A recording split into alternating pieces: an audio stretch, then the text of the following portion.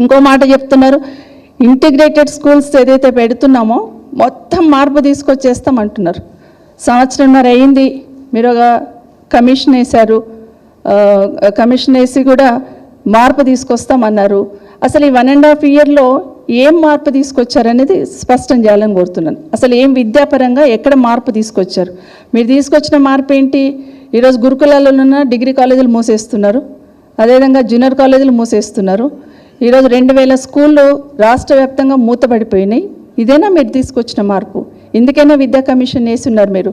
ముఖ్యమంత్రి గారు మీ దగ్గరే ఉంది కదా విద్యాశాఖ, ఎందుకు స్కూళ్ళు క్లోజ్ అవుతున్నాయి? ఎందుకు ఎస్సీ గురుకులాలలో ఉన్న ఇంటర్ కాలేజీలు కానీ డిగ్రీ కాలేజీలు కానీ ఎందుకు మూతపడేయాలనుకుంటున్నారు? దాని వెనకాల మీ ఉద్దేశం ఏంటి?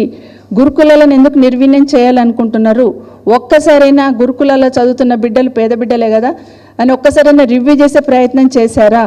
దాని వెనకాల ఏం జరుగుతుంది, ఎందుకు ఇబ్బంది అవుతుంది అని ఆలోచించారా? ఇవన్నీ ఆలోచించకుండా నేను ఒక 200 కోట్లు పెట్టి బిల్డింగ్ కడుతున్న స్కూళ్ళకి విమర్శిస్తున్నారు అని అంటున్నారు. అంటే 200 కోట్లు పెట్టి నియోజకవర్గానికి ఒక స్కూల్ కడితే మరి మిగతా స్కూళ్ళ పరిస్థితి ఏంది?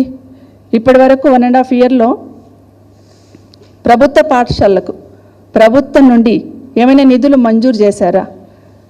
పోయినసారి మీరు అన్నారు కదా అక్కడున్న మహిళా సంఘాలకే ఇస్తున్నామని చెప్పేసి, ఆ ఇస్తున్న నిధులు కూడా అక్కడున్న జిల్లాలో ఉన్న మినరల్ డెవలప్మెంట్ ఫండ్స్ లాంటి ఫండ్స్నే అడ్జస్ట్ చేశారు తప్పిస్తే రాష్ట్ర ప్రభుత్వం నుండి స్కూళ్ళకి ఎప్పుడైనా ఇప్పటివరకు ₹1 మంజూరు చేశారని గౌరవ ముఖ్యమంత్రి గారిని అడుగుతా ఉన్నాను.